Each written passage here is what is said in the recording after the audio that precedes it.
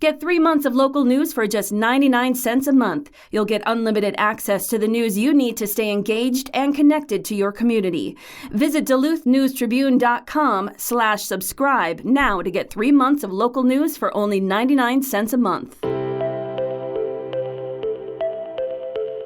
Hello Northlanders, it's Thursday, June 1st. I'm Wyatt Buckner with your Duluth News Tribune Minute, presented by Minnesota Power Employees Credit Union. The average MPECU member saves over $785 a year in better rates and lower fees. And with MPECU, every ATM is your ATM.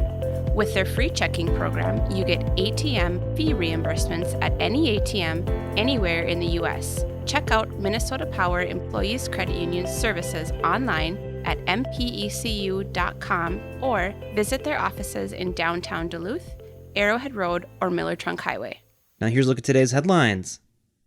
State regulators want any potential mining activity to be farther away from the Boundary Waters Canoe Area wilderness than currently allowed, leaving more restrictive regulations up to the Minnesota legislature to decide. The Minnesota Department of Natural Resources' 74-page decision released on Wednesday came 2.5 years after it agreed to review whether its 1993 rules for non-ferrous mining in the same watershed as the BWCAW were adequate. In a news release, the agency said the rules were largely protective of the wilderness but could be bolstered to better protect the boundary waters from light and sound pollution. The DNR started a rulemaking process to extend the minerals management area, which bans mining activity that would disturb the surface along the outside edge of the BWCAW. The corridor is wider along the Gunflint Trail, Echo Trail, and Fernberg Road. Mining is banned within the boundary waters. The DNR received more than 4,000 public comments on the adequacy of the rules, many of which called for far more stringent regulation to prevent mining pollution from entering the BWCAW. However, the DNR said it was narrowly focused on the legal question of, quote, is the current non-ferrous mine siting rule protective of the BWCAW in combination with other regulatory controls, end quote, and that it's up to lawmakers to consider changes in policy. The DNR agreed to review its rules after the group Northeastern Minnesotans for Wilderness sued the agency in 2020 under the Minnesota Environmental Rights Act. Twin Metals, which wants to build an underground copper-nickel mine processing facility and tailing storage facility in the Rainy River watershed, intervened and is a party to the case. The group and company each have 30 days to request a contested case hearing on the DNR's decision. In January, the Biden administration renewed a 20-year moratorium on mining activities on federal land within the Rainy River watershed and Superior National Forest. It was initially put in place by the Obama administration but was then reversed by the Trump administration. The move effectively killed the Twin Metals project. Mining is still allowed on state and private leases within the watershed.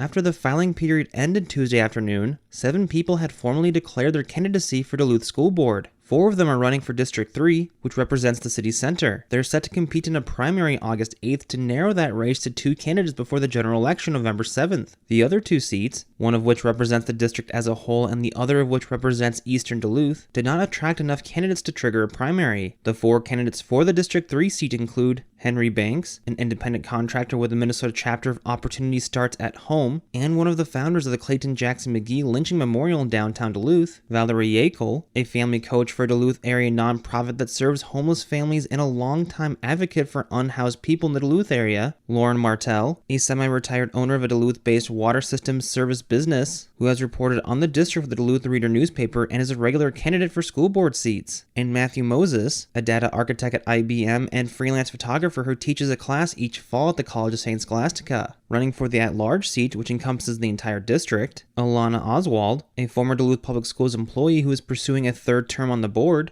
and Stephanie Williams, a business advisor for the Northeastern Entrepreneur Fund and a founder of the BIPOC Business Directory. Running unopposed for the District 2 seat, which covers much of eastern Duluth, is Sarah Mikesell, a volunteer at Moms Demand Action who works in the Quality Management Department at St. Luke's.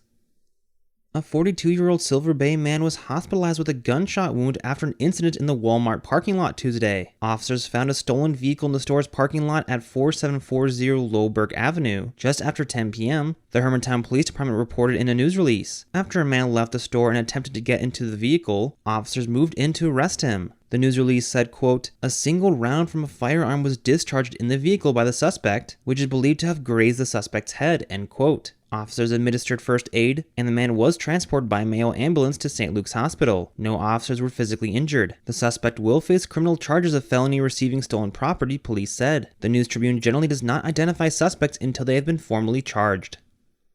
Now here's a look at your forecast, brought to you by the News Tribune's 20 Under 40 Awards. Weather for the Duluth area today, mostly sunny skies with chances of showers and storms later on in the afternoon. High temperatures back into the low 70s. More chances of storms as we go into Friday and then the weekend, with temperatures again hanging out in the upper 60s and low 70s. I'm Storm Tracker meteorologist Robert Pointer. Thank you to the 20 Under 40 Awards for their support. The award honors 20 individuals from our area who have distinguished themselves, making significant contributions to the Duluth community. These young leaders are shaping the future of our region. You can find profiles on this year's winners through a link at the top of our website, duluthnewstribune.news.